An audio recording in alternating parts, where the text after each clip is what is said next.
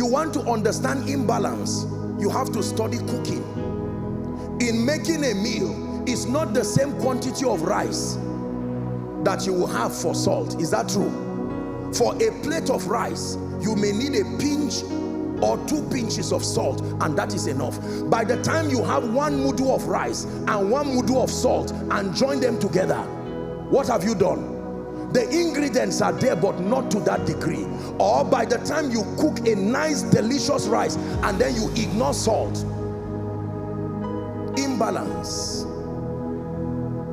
It is the reason why believers in our world today have not been able to rise to that stature. Remember, the Bible says we are kings and priests. I submit to you that the church in Africa has emphasized on the priesthood dimension. We have done well in terms of prayer, consecration, like I'm doing so.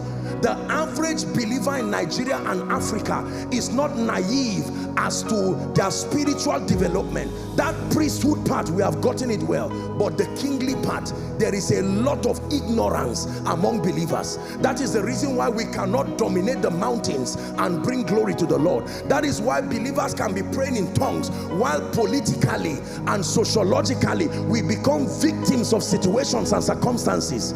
This was the problem between Cain and Abel. If you study the Bible, Abel understood priesthood, but Cain built a city and named it after his son.